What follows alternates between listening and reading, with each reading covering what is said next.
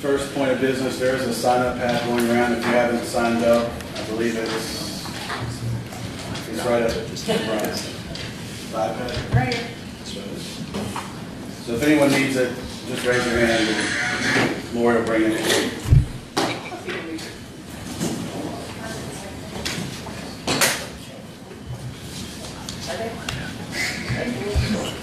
All right, the first thing I want to do is, again, is echo Dell's comments thanking Stuart Cooper and UO Architects for sponsoring lunch immediately following our meeting. Thank you. To introduce the board, my name is Grayson Gussa. I'm the first vice president, filling in today for Brett Wren, chapter president, unable to be here due to some family obligations. The table in front of me has Stephanie Connor, the second vice president, Melanie Neal, immediate past president, Lori Laughlin, the treasurer, Missy Gazelle, secretary, and David Dodd, executive council representative. Other board members in the audience have Travis Essick, the public information officer, Gerald Anderson, educational advisory member, and then we have three regional ambassadors, Janet Keene, Ray Gilliland, and Greg Dodson here.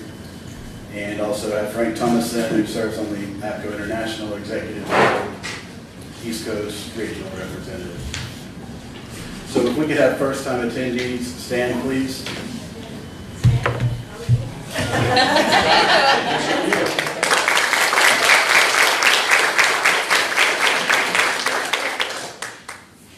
All right, we will have a gift for you, and since Lori knows you, she'll take care of getting it for you. All right, if there's any former North Carolina chapter APCO presidents, please stand. All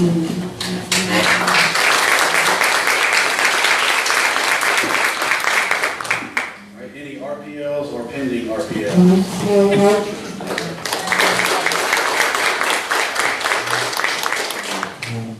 And finally, any CPEs, current or pending?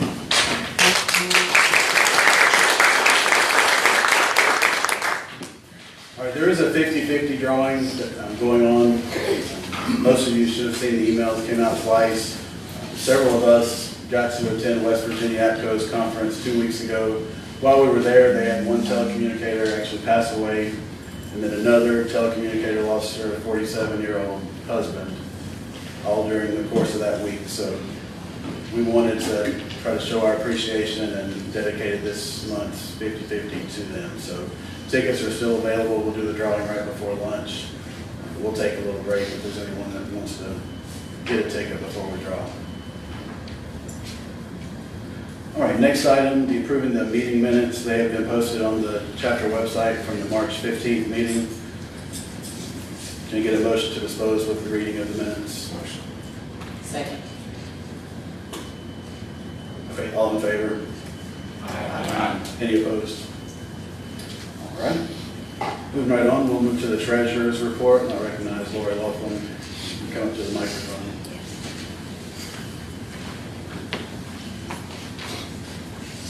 In our money market account, we have $24,284.53. The main checking account has $1,363.40. The symposium account has $12,907.80. Scholarship account has $1,432 for a total of $39,987.73. Thank you, Lori. Is there a motion to approve the treasurer's report? Second. Second. All in favor? Aye. Any opposed? Okay, moving on to our committee report. The first one I have is Randy Surratt, Historical Committee. And if you can come up here so we can get you on Facebook Live, please. There's that sign.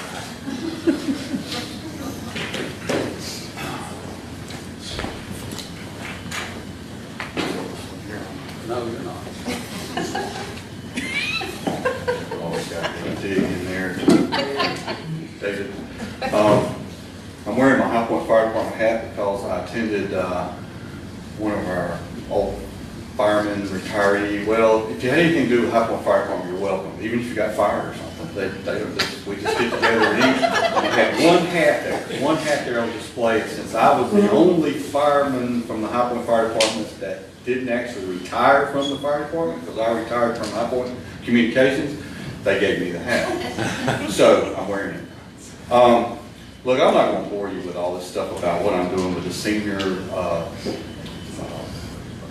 membership nominations and all that stuff, because I'm just telling you, and I'm not ill with anyone, and I'm not going to go into it, but APCO, National APCO is having me jump through a lot of different hoops to do this, and things that's not really on their paperwork and all, but I'm going to do it. I'm getting there. And before I leave APCO completely, it's going to be done. It's too much to go into, but I'm getting there, just rest assured. Now, the only thing I want to finish up with is not historical, but I just want to reach out to you and say something. With these old firemen I got together, they reasoned that all of us that are retired, we hadn't had a raise in quite a while. So they got up with a leader from the local government in Raleigh, and he met with us, a special meeting. And basically, it's because David and I, and Frank, we're not getting a raise because of the recession of 2008, and it's going to be a while. But I just want to throw it out there. But he did say this, and I wanted to tell y'all this, if you didn't already know it. Our retirement system, local government, and there's several different systems in this, with the state and teachers and all of it is in very good shape. It's one of the best pension systems in the United States. And he told all of us, was all there, I'm 64, and I said, look, okay, I'm happy with it now. I said, if I live to be 98 or 100, he gave me 2 thumbs up. And he said, you tell all the younger folks too, they're in one of the best systems working and putting back for their retirement, and it's going to be there for them when they get there. He said, just rest assured of that. So I just want to pass that along to you. Thanks.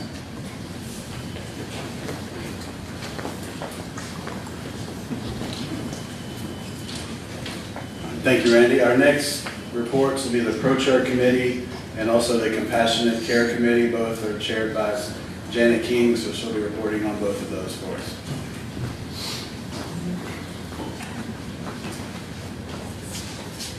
Good morning. As far as Pro-Chart, I don't have any updates since the last meeting. Compassionate Care Committee, I sent out a lot of cards. Missy Butler, she was in a head-on wreck. She's with Pitt County, and I sent a card for her. She's recovering from very serious injuries.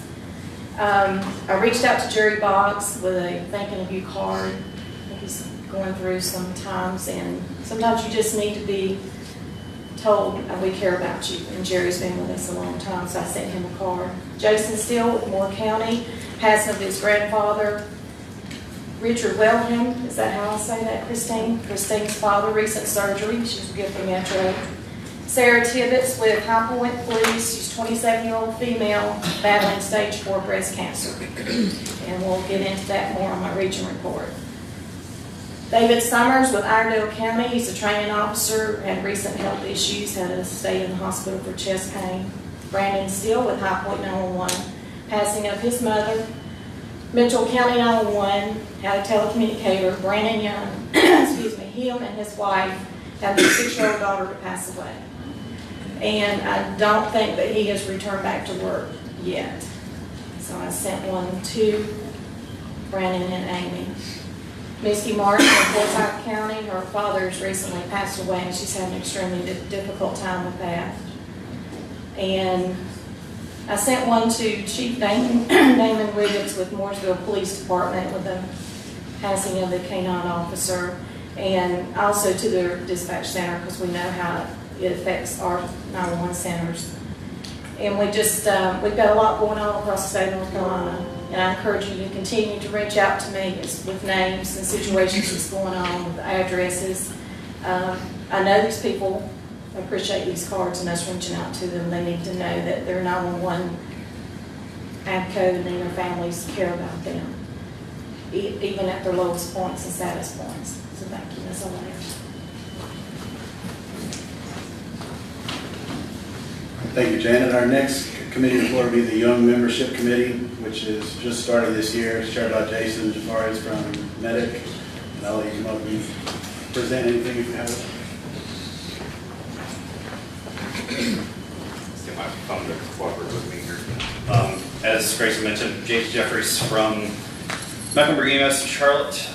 Just a couple things. So the young membership, young professionals, however you want to word that, something from some of Brett's interest in creating more involvement in the under 40 crowd. Just figuring out how we can better leverage our existing membership to get some greater involvement. I can't even talk this morning, sorry. Greater involvement from that under 40 crowd, and also trying to create some strategies to assist in getting our center director buy-in for that greater involvement from their under 40 folks. So Bryson here probably next week to get a survey monkey out to everybody. If you're interested, just submit that and we'll go from there. And that's about it.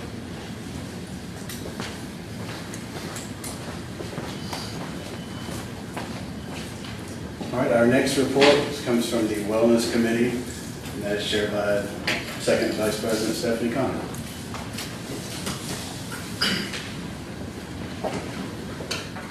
Thank you, Grace. So we have met, our Wellness Committee has met for the first time. We are working on several things for you guys. The first thing that we're working on is a pamphlet and a leaflet to go out to all the comm centers for you to distribute to your employees that lets them know about stress.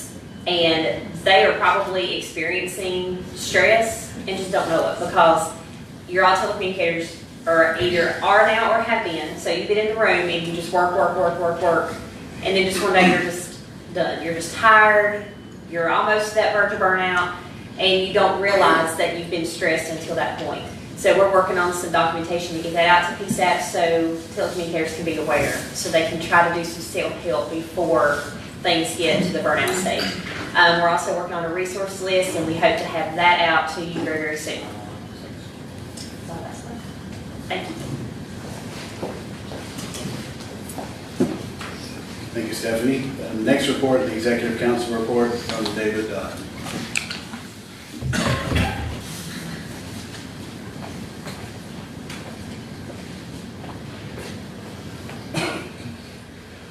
There really hadn't been a lot going on as far as official executive council calls or meetings, really since the last chapter meeting. The last call that I participated in was this past Wednesday, 2 days ago. The East Coast Regional Executive Council members and the East Coast Regional Board of Directors had a call, and it was the Board of Directors, their pre-meeting call. They've got a meeting coming up May the 22nd in Arlington, Virginia. And some of the items that's on their discussions of that meeting, back in March, I mentioned that APCO International is looking at, or based on a recommendation from their legal team, they're having a concern about joint APCO-NENA chapters, where a common governance governs both chapters. Please understand that this does not preclude, APCO International encourages participation between joint conferences, like trainings, meetings, conferences, that kind of thing. Wonderful. There really hadn't been a lot of discussion in the East Coast region about this. The 12 existing joint chapters, as I mentioned, would be grandfathered, and most of those are in the western part of the country, and it's been a much more heavily discussed topic out there. At the March meeting, I indicated that it kind of sort of sounded like that this might be something that the Executive Council is brought before the Executive Council for a vote in Baltimore. I'm not so sure about that anymore. I think there's continuing discussions ongoing, and I think there's going to continue to be discussions.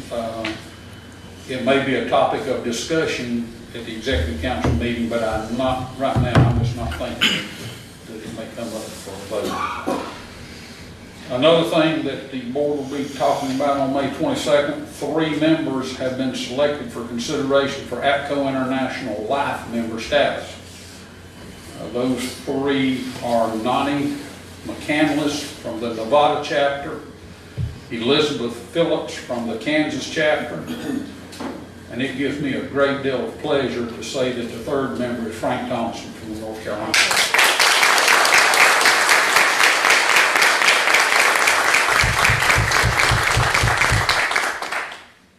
Once the board of directors puts their approval on that, those 3 will come up for a vote before the quorum in Baltimore. The board will also consider a policy manual amendment to section 4.2 that will clarify that those who hold online member classification are not eligible to hold elected office with any chapter of the association. I think currently 7.2.2 says online members do not have the right to hold elected office within the association, and they're going to add the verbiage nor within any chapter of the association, though service on the committee, on committees or task force is permissible. So that'll be a discussion item. There'll be a discussion item on a letter from the Credentials Committee. The way this life membership, the qualifications work, you have to, if you are going for life membership, there's a package you have to turn in that shows where you check off the eligibility things. That's supposed to be turned in by February 1st for you to be eligible to receive your life membership the following August. In the past, there's been a couple of times where the Credentials Committee has said, well, the qualifications aren't met, but will be met within the near future. So the Credentials Committee has asked the Board of Directors and the Executive Committee to, is that okay, or do we need to stick hard and fast by the rule? If it's not in by February 1st, you're not eligible. And the last thing, I think their meeting, they'll review the proposed budget for the coming fiscal year.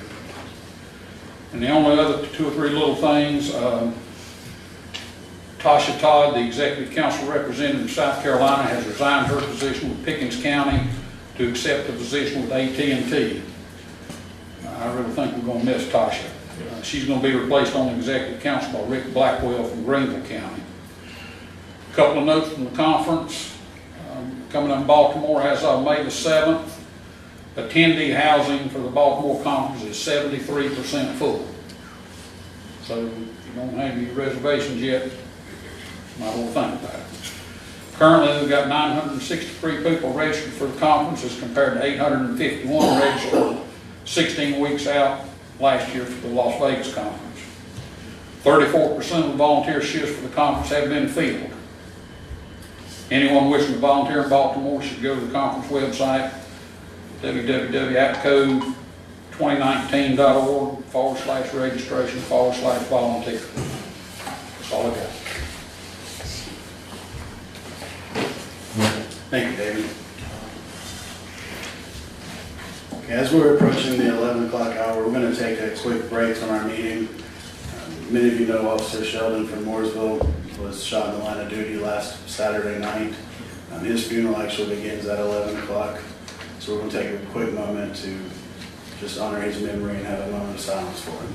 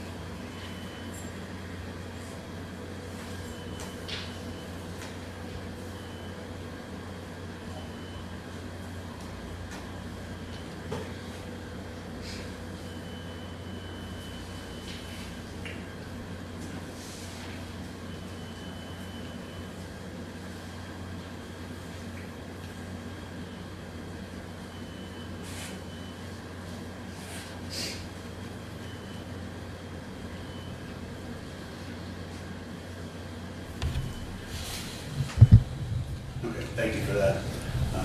Just on a side note, earlier this week, I had the opportunity with Travis and Jameson to go visit Mooresville Police Department and actually visit their communication center to express the condolences of both APCO and Nina.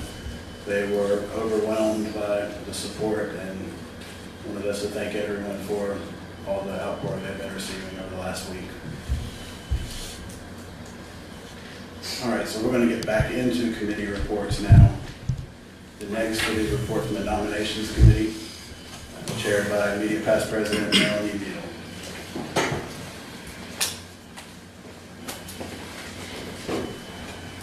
I hate following that. Those bagpipes are a little harder on me now that I'm a mother of a deputy sheriff, so it was hard to hear before, but it's a little tougher now. The nominations this year closed on March the 31st, and we did have several nominations come in. I'm going to start with the Executive Council nominations. David Dodd was the lone Executive Council nominee, and so I'm going to ask David at this time if he'll step up here and speak to his nomination.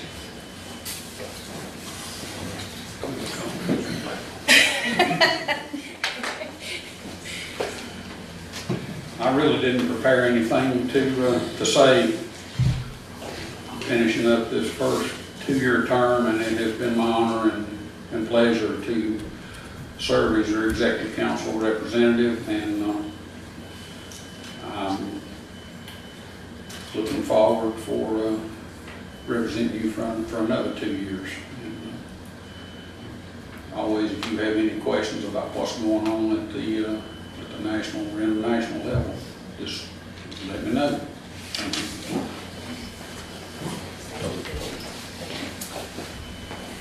So the next office was for North Carolina APCO's second vice president. We only had one nomination for that category as well, and that was Christine Moore with Guilford Metro 911. So I'm going to ask Christine to step up now.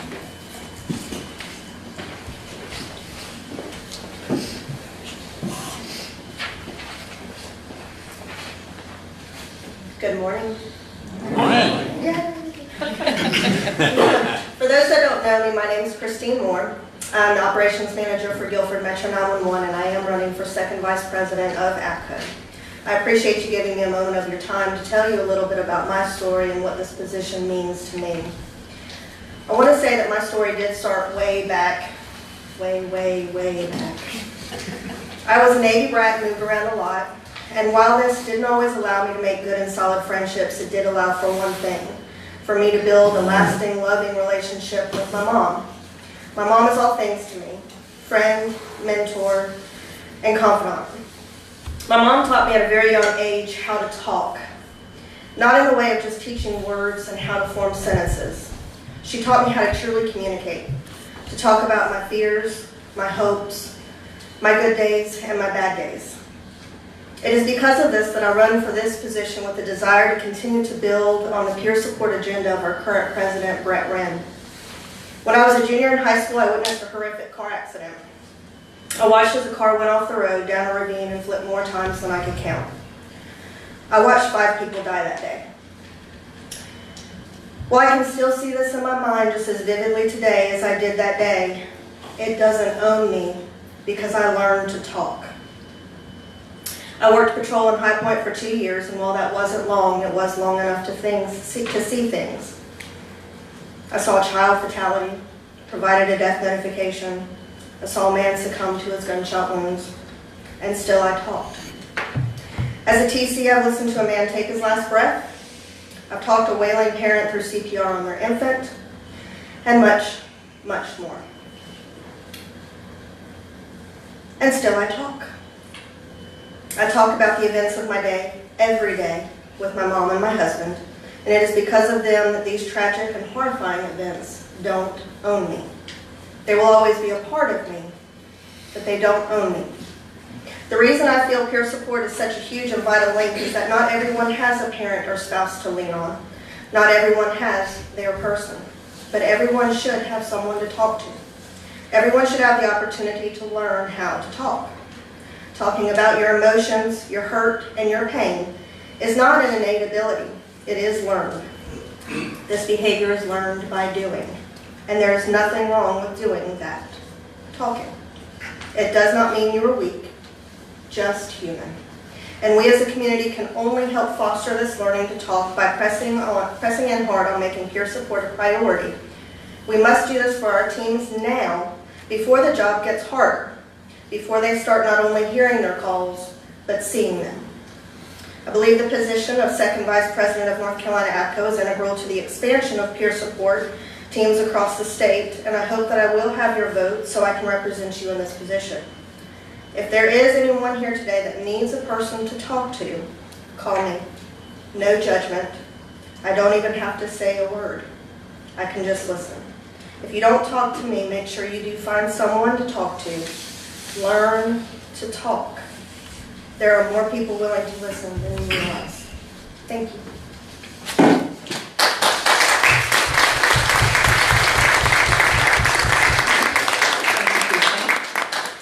So we have 3 region ambassadors nominations. We have Region A, Region C, and Region E. For our Region A nominee, Herman Weiss has held the Region A ambassadorship for several years now, and Herman was the lone nominee in that category, so he will continue his service. He did send us notification, for those of you that may not have heard already, Herman has changed jobs and is now the director of the Chowan County Communications Center. He left Gates County, but that does still leave him in Region A. So he will continue to serve for the next 2 years as our Region A ambassador. For Region C, we had several nominations for the Region C ambassador, but only 2 that were accepted. So at this time, our 2 nominees, I'm going to ask Jackie Azell if he will come up and speak, please. Jackie was one of our nominees. Jackie?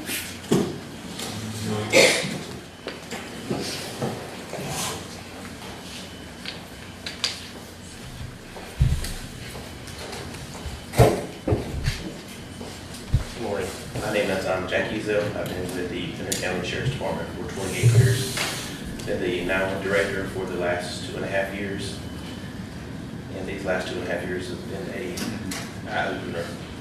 We've gone through many things. We've had the death of a telecommunicator. We've had the hurricane. We've had a lot. It's been an eye-opener.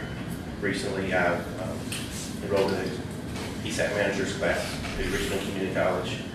Started it. We're in our 2nd class phase there now.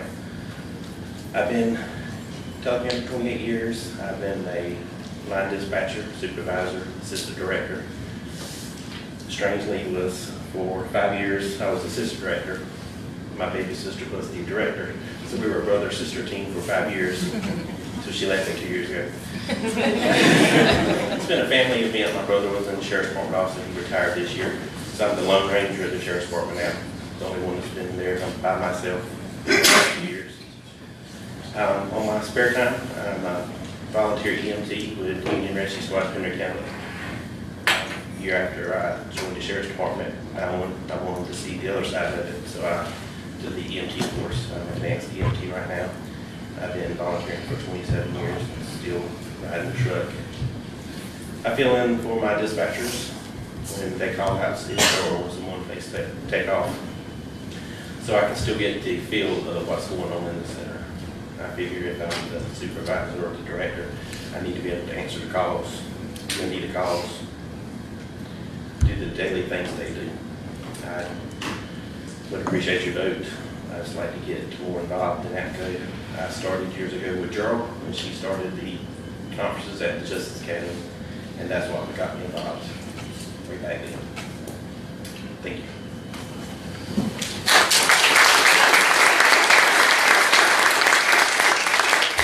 Thank you, Jackie. And our 2nd nominee for Region C is Chad Deese from Robeson County 911. So I'll ask Chad if he'll come forward at this time.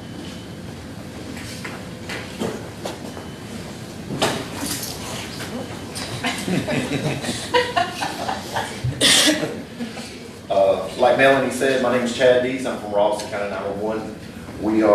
I am a long ways from home.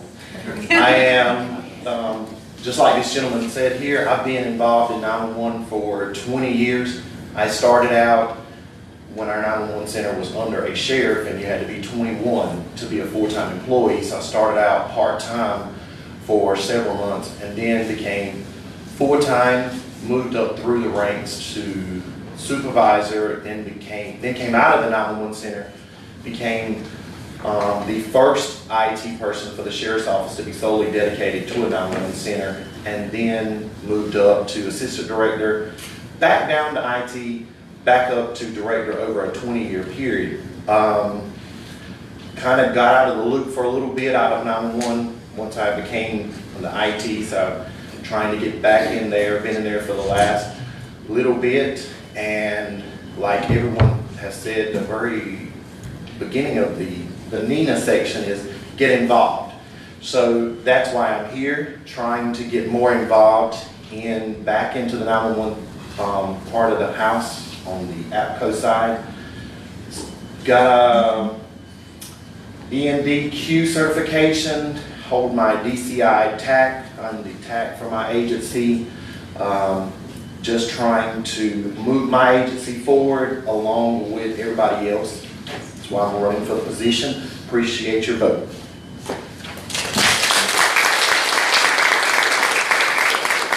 Thank you, Ted. And many of you may know Tracy Trogdon. Tracy has held the Regency Ambassador for several years as well. And Tracy's job duties changed last year, and she's a little busier than she was before and just didn't feel like she could dedicate the time needed to the regional ambassadorship, so she stepped down with this election year. Our next region is Region E. We did again have several nominations for Region E, 2 of which were accepted. So at this time, I'll ask Stephanie Isbell with Concord to come forward, please.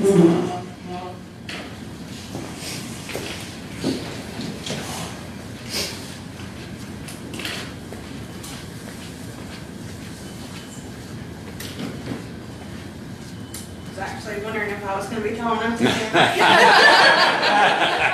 Usually I'm not. For those of you who don't know me, my name is Stephanie Isbell. I'm the Communications Operations Manager at Concord. I've been there for 18 years. I had a speech written, or what I was going to say written, but I had the opportunity to work a shift yesterday at Warrenville, and I was so humbled by the experience that I literally wrote down 2 things while I was there. I wrote down mission over self. Yesterday I was really struck by how willing we were to just put the mission over how we felt about anything yesterday. It's something I try to live by.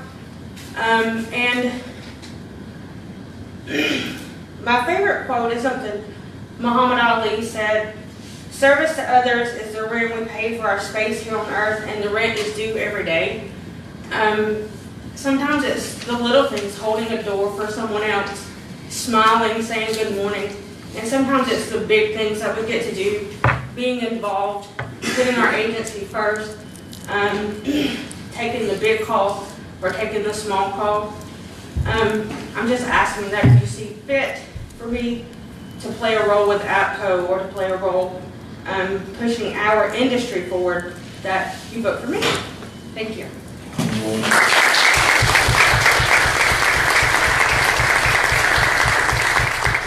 Stephanie. Now for our next nominee, I'm going to put it way up here.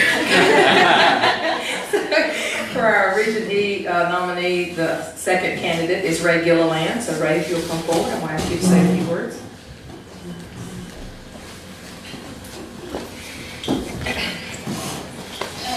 He needs an extension. Sign over here. For the ones that don't know me, I am Ray Gilliland. I am a lieutenant with the Harris County Sheriff's Office. I am a sworn law enforcement officer, but I've always been assigned to the 911 Center. I've been at the Sheriff's Office for 26 years, been an APCO member for 23 years. People at work ask me, what's the most important thing in your association? It's always the people. And quite honestly, this chapter has afforded me so many opportunities over the years to advance my career, and I've always appreciated that. The networking with each and every one of you has been so special to me, and I've just got a few years left, and I'm going to retire, but I'm always going to be a part of this association in some way, shape, or form. I was fortunate enough back in 2012 to be elected, 2010 to be elected second vice president, and took president the year of term was 2012-2013. Right after that, I was very fortunate enough again to be put into the Region E ambassador. And again, if you see fit, if you'd like to vote for me, I would really appreciate it and carry us forward for this chapter and for this region. So, thank you.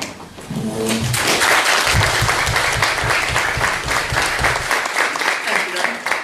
So that concludes our nominees for our chapter offices. I would like to say that nominations, the election will open no later than June the 1st, and voting will be open until August 1st.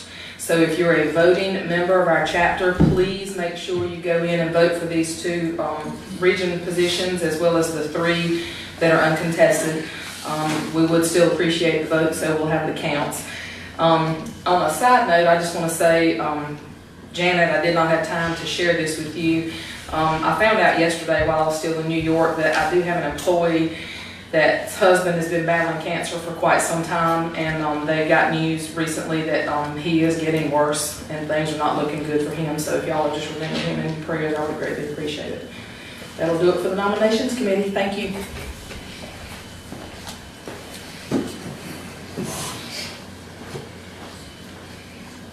Thank you, Melanie. Our next report will be the training committee report from Gerald Anderson. And are you going to speak on the new cancellation policy, or would you like for me to? You do. Okay. While she's coming up, during the board meeting yesterday, the APCO chapter board meeting, we did vote on a new cancellation policy for our training classes.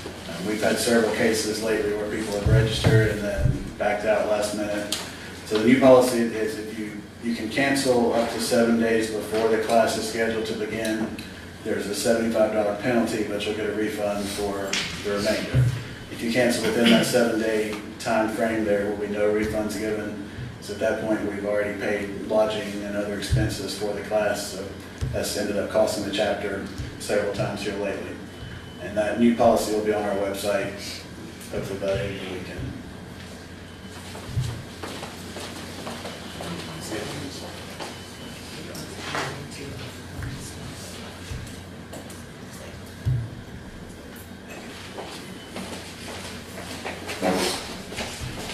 Hello, everybody. All right, so I have a couple of upcoming training opportunities that are open for registration. Davie County, number 1, will be hosting at the APCO CTO class May 31st through June 2nd. That's not full yet, is it? There's 1 slot left, okay. So remember, if you already have staff registered for that training, it is a prerequisite for that particular class that they have to present a copy of the certificate showing that they have taken a 40-hour telecommunicator training course of some sort. And I have to have a copy of that for the file in case we're ever audited by APCO International. There also will be another CTO class hosted by Apex Police Department June 7th through the 9th. And that's not yet been sent out for registration, but that'll be out before the end of this weekend. And again, same prerequisite. You'll have the opportunity to either pay online and receive an invoice copy or submit a check. The 2019 North Carolina Public Safety Communications Conference, as Elizabeth mentioned in the NENA meeting, September 8th through the 11th, hosted at the Benton Convention Center in Winston-Salem. Registration again for vendors is going to open up May 20th, and for attendees on the first flash day, June 25th. And if you're still waiting on your budget to flow in, don't worry. The second flash day will be July 25th. The call for papers actually closed, and we have extended it until June 7th at 11:45 p.m. Do not make me call you on your cell phone. I know you know who you are. We've gotten some stuff put in, but we need some more. And we're also going to do something we haven't done in the past and feature a track dedicated to FirstNet. More information on that to come as we work with the representative for our state. We'll also need some volunteers, like we did last year. We did that and it went really well to help assist myself and Elizabeth with the educational part, getting speakers where they need to be and making sure they're taking care of introductions and other things. So pretty soon I'll send out a Survey Monkey sign up for that, so that we can have, once we know how many we need. And so we'd appreciate if we could get some of our retirees, since registration is free to the conference, to volunteer. Randy? Other people in the room. I'd like to, that's right, Beth, I forgot, yeah, Beth too, yes, Beth. They're sitting on the back row, I guess that's what they do when you retire, I don't know. I'll find out in a few years. That's right, that's right. I'd like to offer a huge thank you as one of the facilitators and host of the current TC training symposium that we just completed in Greensboro. I want to thank any agency that sent any staff, as well as our commercial partners for the sponsorships we did receive. It wouldn't happen without the attendees or the sponsorship. And I'd like for you to please save the date, April 6th through the 8th, April 6th through the 8th, 2020. We will again be at the Embassy Suites in Greensboro for the 8th Telecommunicator Training Symposium. And so more information will be coming out later on that. Let us rest for just a minute. And if you're attending the APCO International Expo and Conference in Baltimore, I'll be sending out a Survey Monkey for that. Every year, the North Carolina chapter of APCO hosts a chapter dinner during that conference for all North Carolina APCO members to attend. So once we nail down a location and all of those things, I'll be sending out an opportunity for you to sign up. But I would ask though, if you do sign up, please make sure you plan to attend, because it's going to be a cost to the chapter, though we hope that we'll get some sponsorship from our commercial partners. The head count is very important, and where we're going is an expensive venue wherever we go. So more on that later. Now your friendly reminder. Today is May 10th, 2019. You have 7 months and 21 days to finish your 2019 telecommunicator in-service training. Please do not wait till December 30th, and if you do, do not call me.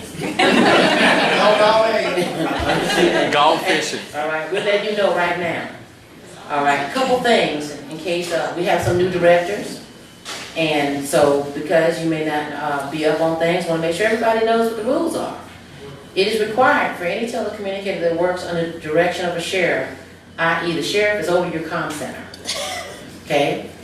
By the statute, not Gerald's rule, that they must take the training because they have to have the certification class. The in-service training is a springboard every year, okay? If you hire anybody in this year on or before June 30th, and you meet this qualification, they must participate in this year's in-service training. Now, if you hire them on July 1st and after, they can cruise through the rest of the year, and they'll start in 2020 with your staff starting January 1st. All right? You do not have to do the classes in-house, so don't panic if you don't have any instructors. Oh Lord, what are we going to do? Reach out to agencies near you. It's online through the Justice Academy at Richmond Community College, as well as Alamance Community College. My co-partner in crime is sitting in the back. He can tell you that the classes are there. I can't speak on Alamance Community College, but I can tell you that Richmond runs it for 2 weeks. It's the easiest 2 weeks of your life. Sign in, do the work, you're done in 30, 40 minutes, and be done. Let me just say this. I don't know what they do at Alamance, and if they do the same thing, please let us know. Same thing. Okay. All right, you want, okay. So for Richmond, what people are doing is they sign in, they're forgetting to do that mandatory question, please, and they do everything, and then they don't get a certificate, and then they start calling me. Don't call me. Call Richmond, but this is what they'll tell you. You must do that mandatory questionnaire thing that they have. Even if you do all the work, they won't give you a certificate. The other thing people do is they'll sign in and they'll take the test first, and then they forget to go back and do the work. You get nothing. Bump gets 0. Don't call me. You have to do the work. You got to sign in, do the mandatory question, and do the work, at least through Richmond, and I'm sure it's the same way at Alamance, to get your certificate. The caveat with the Justice Academy is that also is a speaking training, so someone is actually reading the lesson plan. Just remember, if you take it to the Justice Academy, you can't fast forward, and you can't back up, and if you do the wrong thing, you have to start over again. So just be mindful of that, okay? If you're an instructor, like myself and Keenan, You have to successfully test out of the blocks of instruction that you teach. You also have to go to the Just Academy's website and take the annual instructor update to be eligible to continue to teach. So if that addresses you, please make sure you do all those things. What you don't want to do is teach the training and you weren't eligible to teach it, and then everything is null and void. And Sheriff Daniels can do that. Okay? With the new rule change, just as a reminder, if you do hiring like I do for my agency, telecommunicators can now be hired at the age of 18. So if you haven't updated your job posting in a while or your policies, please make sure you make those changes and updates. One thing I am excited to report is the North Carolina chapter of APCO will begin to offer some live specific topic training at host sites across the state. We hope that you'll be one of them. But what I'm really excited about is that we're going to launch some online training through the chapter using Moodle as a platform. So it is my hope that when I stand before you in July, I'll have some information and some things already be available for registration. Once we have those things scheduled, though, we'll push them out on the listserv. If you're interested in hosting any training, please see me at lunchtime. I'll be glad to give you my card, or see Elizabeth. Like she said, we're trying to work together, all right, to get this out to the members of both chapters. It is the chapter's goal to continue to provide quality training for our members across the state at a cost-effective cost. So we thank you for your support, and if you would please take the cancellation policy into account in your planning. If the class locks out, as I experienced for a class last week, people can't register, so it's disheartening to get there and people are no-shows when we had people on the waiting list. So just be mindful of that. How do you feel if you wanted to send staff and you couldn't get them in? And we are excited about the upcoming training, especially the things that are coming. We look forward to offering this training to our members and guests. Mr. President, First Vice President, that's all I have. Gerald, can I ask you a question? No. Yes, sir, you may ask a question. Okay, 18 telecommunicators to be 18. Yes. That's statewide? Statewide. Anywhere? Anywhere, yes, in this state. Cool. So what they've done is they've taken it back, Randy, to when we first got in the business. I first got in, I was 18. And so now you're able to hire at that age, which means if you're a recruiter like me or you do recruiting for your agency, what we're now trying to do is capture them while they're still in high school and get interested. Yeah, so we can get APCO, Nina, North Carolina, Nina, North Carolina, go to the high schools when they set up the thing for. They can. We haven't really discussed that, but definitely can. The other thing that we're looking at is if you have any recruitment duties at your agency, one of the things I'm looking at for Orange County specifically, I've talked with our director about, is getting some sort of internship program started, or call taker that could get them straight out of high school if they don't want to go to college. That's not what they want to do, but they want a job or to learn in a career.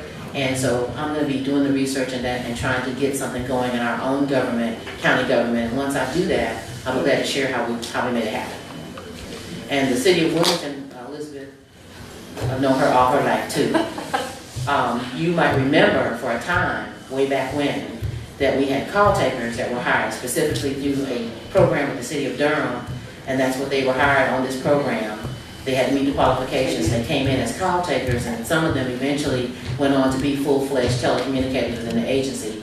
And that's what made me think of that idea, that see if we could do that in the county that I work. And we actually have those one, I think I'm drawing a blank on his name, you would know him, that was in one of the first programs that came through, and actually moved on eventually to the police department in crime analysis. So he has been a long-term employee. Yeah, we did have some that stayed on for a long time. For a long time. Yeah, before they moved pathways. on. Pathways program. Yeah, so we're trying to mirror that, and I may call you later and pick your brain. All right, that's all I have. Any other questions or concerns? Get your in-service training done.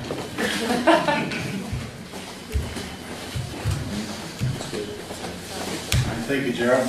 Grace, before we go on, I just wanted to say I was able to attend the symposium we did this year, and I think we owe Gerald and all of y'all a hand for the job that was done.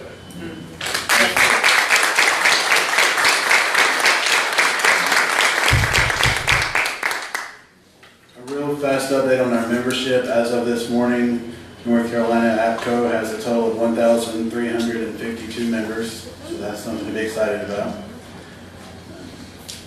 Now we'll move into our regional ambassador reports. As Melanie mentioned earlier, Herman Weiss has recently taken the new position with Chewan County as their director, so he's not able to be here today. But he did send a report, and Gerald's going to read that on his behalf.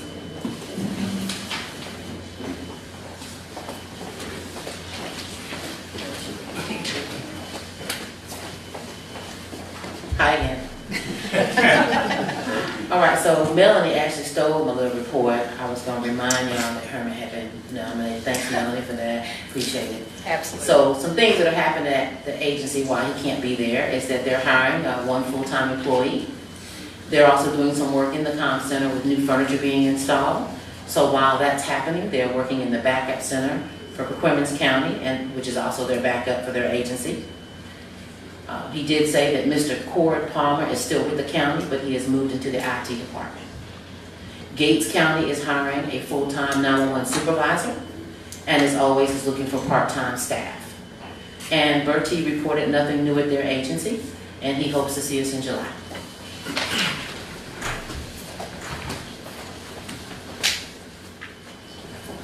Our next report will be from Region B. Jason Compton is part of the CAD project for Raleigh Wake, so he's not able to be here today. If there's anyone from that area that has anything to report at this time. All right, so moving on to Region C. Melanie mentioned Tracy Trogdon has had a new position, and she's not been able to, won't be able to be here today. So Janet King is going to report for Region C, and then you can go straight into your Region D report.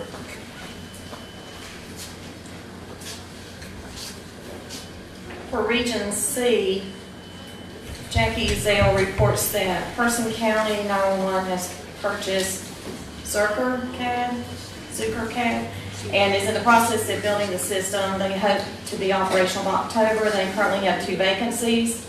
Gene Booth with Cumberland County Emergency Services reports that they're currently hiring and training a class of 8 telecommunicator trainees. Planning phase is ongoing for their new emergency 911 center facility. Tracy Trogdon with Fable 911 reports that they currently have 12 vacancies and hope to start a training academy with 8 trainees in June. They're in the process of implementing PSAP to PSAP and should be live within 60 days. Evan Console Cleaning just finished a thorough cleaning at the 911 center, did an excellent job. Fable 911 just received the Communications Center CALIA accreditation. Jimmy Stewart with Hope County 911 is currently fully staffed. They are monitoring the new RAVE app for the Hope County school system and receive activations in their comm center. They plan to switch to ZukerCAD mobile RMS and jail systems in the next budget year. Also, Brandy Osborne with Carteret Emergency Communications reports that they are actively recruiting to fill 3 vacancies. They will be posting to fill the communications supervisor position in the near future as well. In April, Amanda Much was awarded the Telecommunicator of the Year for her exceptional leadership during Hurricane Florence, as well as her day-to-day guidance on her shift. Amanda also received 2 life-saving awards for her role in providing CPR instructions for patients in cardiac arrest. Both patients lived to be released from the hospital. Carteret has started their EZNet implementation, and hardware is being installed now. That's all for Region C. For Region D, for Gifford Metro, Christine is reporting that they holding steady at 5 vacancies. They're still on target to go live with the hosting EZNet by the end of June. They're still working on a full implementation of Eventide, and they are interviewing for the hiring process for the administration fiscal manager position. They just hired Stephen Harville as their system analyst in their public safety IT division. And also congratulations to their support person of the year, Christy Dean, rookie of the year, Alexandra Carroll, and telecommunicator of the year, Chris at Champaign. Thank you, Christine. Forsyth Herb could not be here today. He states that they're beginning the preliminary meetings with AT&T and EZNet migration. Jameson Sears with Davidson County, Assistant Director of 911, She's advising they have 1 full-time opening, 6 trainees that will begin their console training next week. 3 just released out of the training to status, the full-time TCs. Also, congratulations to Supervisor of the Year, Lauren Hurd, and 2 TCs of the Year, 1 in the house, Travis Estick. Lauren's up here too. Oh, is she? Okay, where's she at? Good, okay, good. Stand up, let's recognize you.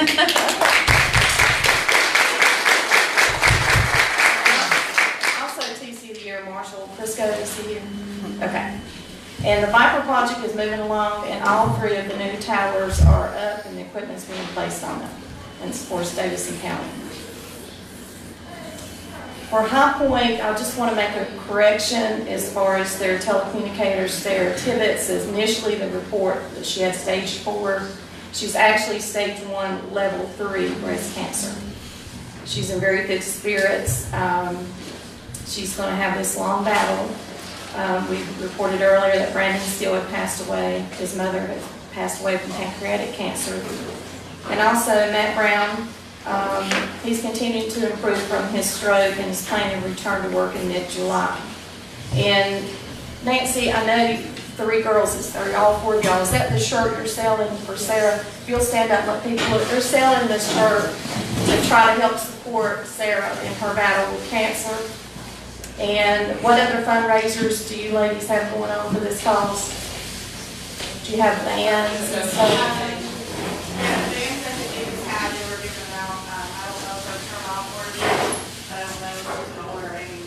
Okay.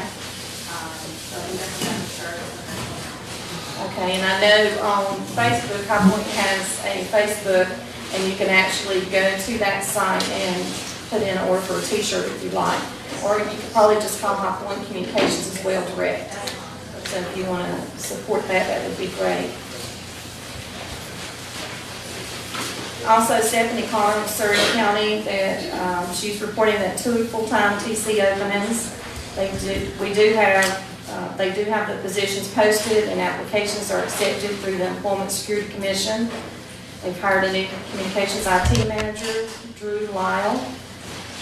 They've replaced chairs and are working on to replace consoles. We know how a good chair is hard to come by, so when you get your favorite, it's a fight on. We will be hosting, they will be hosting the ETC class very soon, and we'll be sending out dates and that schedule soon to anyone that would like to attend. The cost is only $50. So if you've got that interest, you can contact Stephanie.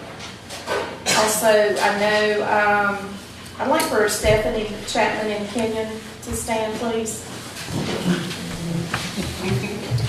I want you to stand because I know that today that you got a donation, and their agency every year collects or does a fundraiser, and they create a donation for the TLC fund.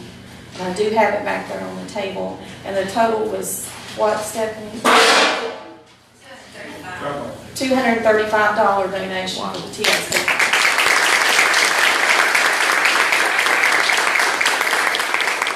We thank you for that. And also, do you have any other report from Burlington? Yes, we currently have 2 full-time trainees, or 2 full-time employees in training. One will be coming up in about a month, the other one is just starting. We're holding interviews next week for hopefully our last full-time position, and we'll be back for a long time. And we've got CCS coming in next month, cleaning the center. We're also getting in June, recording system and advertised recording system. And Toronto Police is actually seeking information out on CAD systems. So we made contacts with the agencies across the state to have something different than Superior at the point in time. Definitely get Brenda calls and she's moving to Zerk, because that's one of the companies that we're actually looking at. So don't be surprised if we reach out to you, want to see, talking about your current CAD system or what you may have that's different than Superior. I do need to correct that. Jackie is in Pender County, not Person County. Brett just got a new CAD system. I'm certain he's not getting another one. Yeah. Absolutely. Okay. Rodney, here's today. Do you have anything to report? We're fully staffed. Thank you. You better knock on wood, brother. We do also have our names in the internet, so hopefully that'll be soon. We are hopefully in the first July, we'll be starting an ECAD implementation too. So keeping our fingers crossed that everything goes smoothly with this. Okay, thank you very much. Anyone else from Region D? If not, from Randolph County and my county, we've got 2 new part-time telecommunicators hired and presently in training. Mitch Thomas has been promoted to shift lieutenant, Malia Brown promoted to shift sergeant, as well as Andrea Sesma. We had the pleasure of a citizen to stop by 911 Center to give thanks to telecommunicator Elizabeth Small for all of her help during his medical crisis. We know that doesn't happen often, so when it does happen, it's one of those feel-good moments where the citizens do take the time out to say thank you. And I am one, and several of you are. I'd just like to say Happy Mother's Day.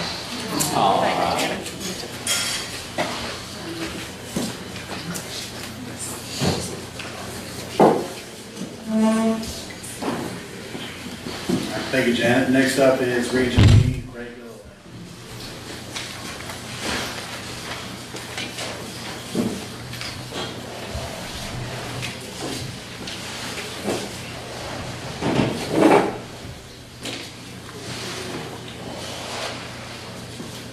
Out in Crest and Rowan County, of course, one full-time position opening, and is training 7 currently.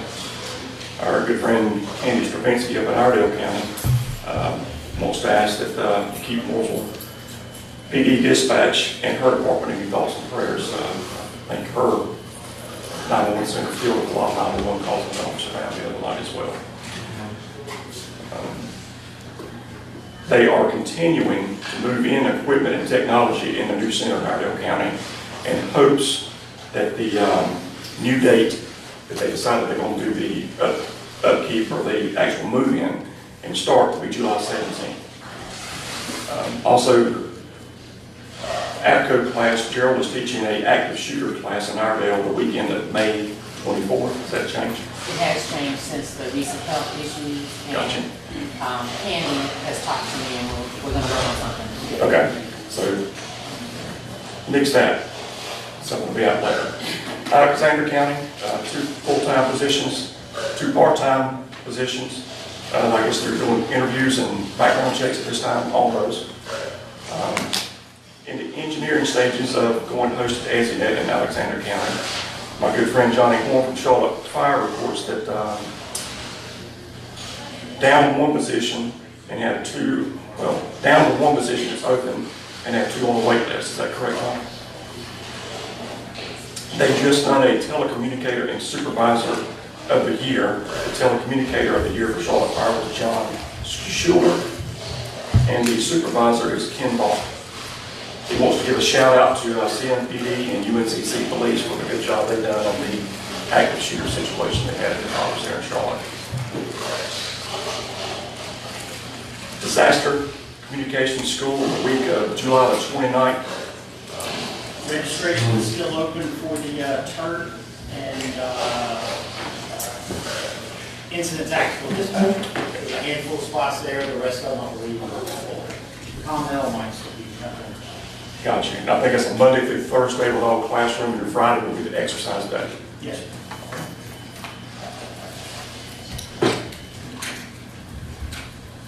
Andy Underwood from Kings Mountain. You can find it here. Is reporting them along with Cleveland County, Shelby, are in the final stages of rolling into the AZNet. He's anticipating a cutover sometime mid-June, although they're not being given a firm date on that yet. Next, he has filled their only part-time vacancy and would like to welcome Kylie Jenkins, who works for them now and also works for Polk County 911.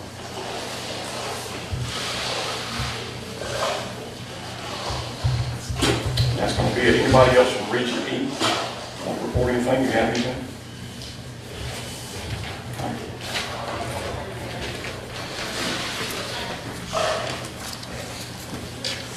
All right, our last report from Region F, Greg Dawson.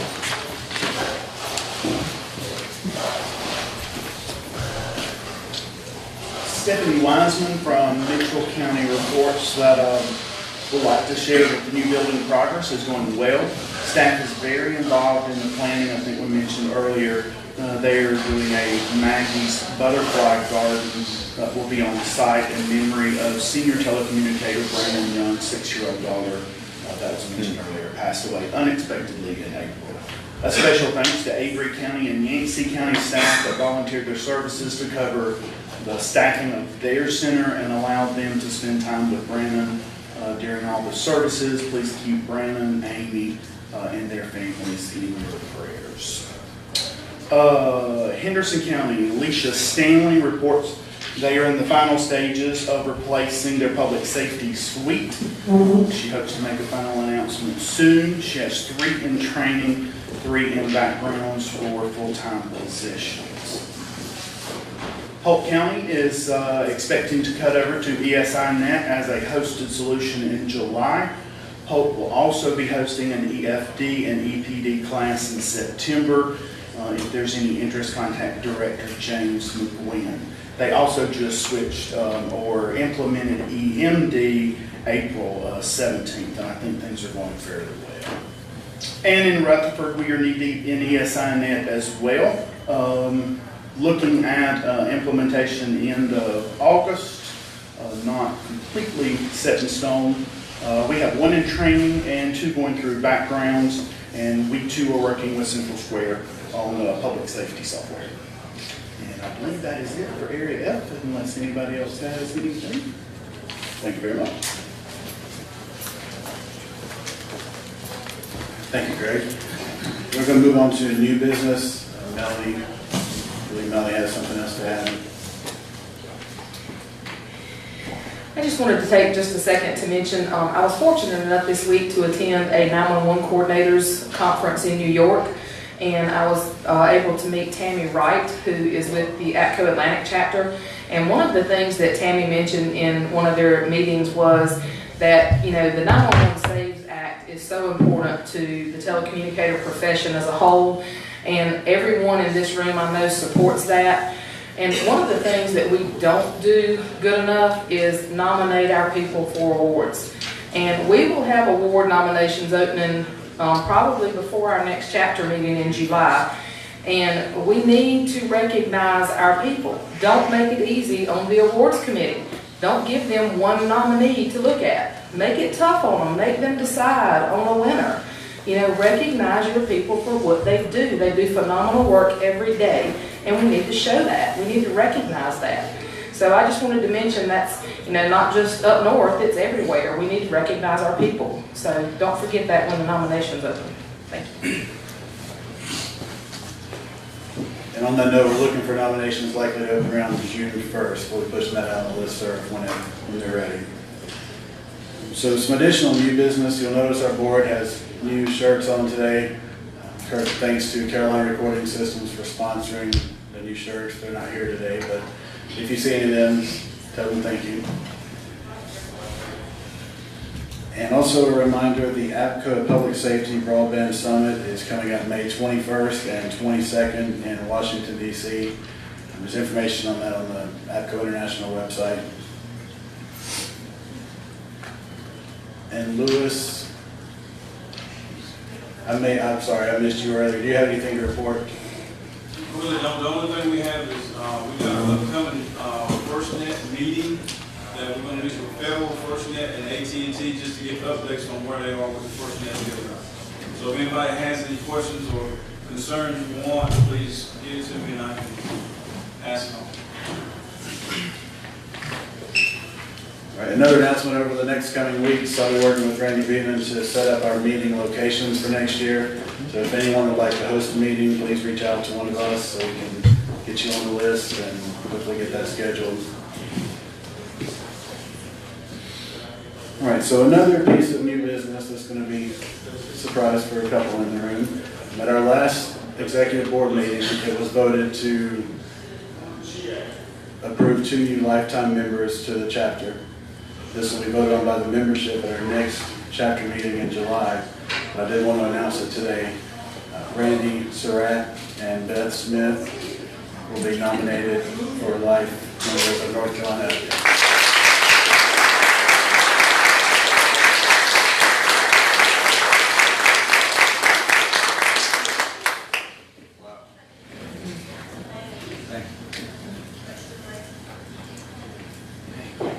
All right, and another reminder about the 50-50 drawing. If anyone would still like to join in, we still have tickets available.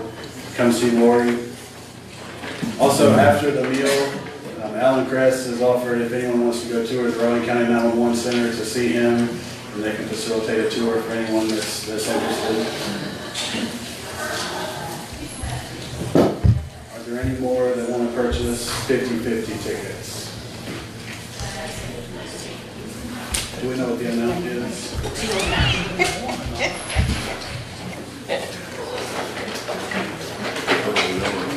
Just worse than bingo.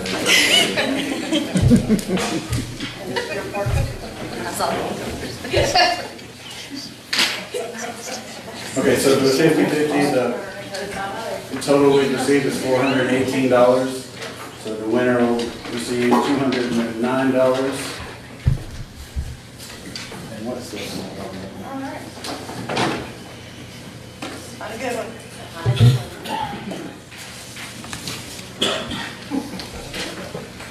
All right, winning number 302402. 302402. Lauren. All right.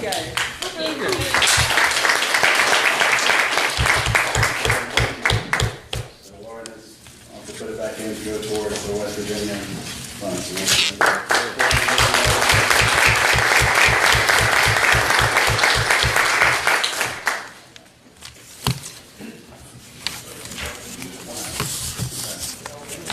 And does anyone else have any new business before we adjourn for lunch? All right, before we do that, I'm going to ask Rodney Pierce to come up and bless the meal before we eat.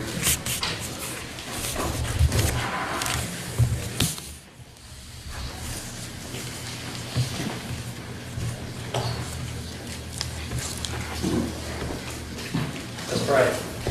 God, Father, we thank you for this day. We just ask that you'll place a blessing upon the food that we're about to eat that will nourish our bodies. Most of all, dear God, we ask a blessing upon all the telecommunicators and first responders that are in the field, dear God, that you'll lay your protective hand upon them and bless them as they're dedicated their lives to service, dear God. States we just pray for in your holy name, Lord Jesus. Amen. Amen.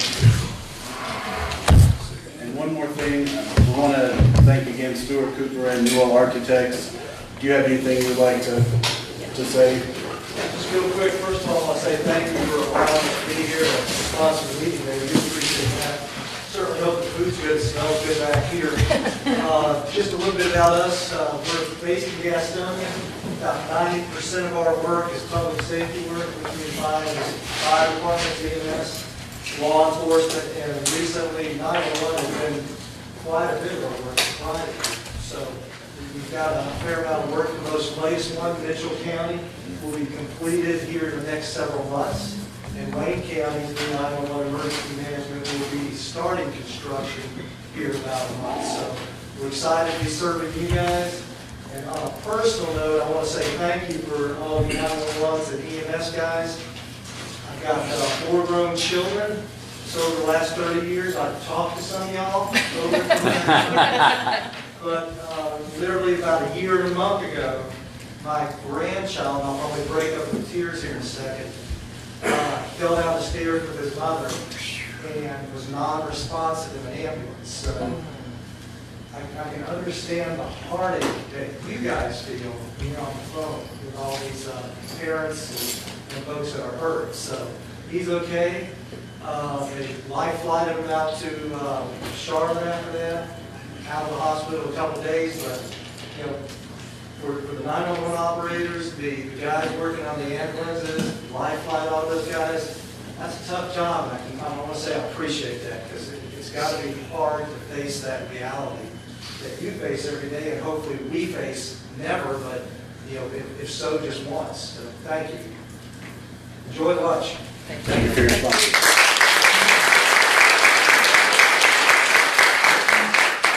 Motion to adjourn meeting. Second. All right.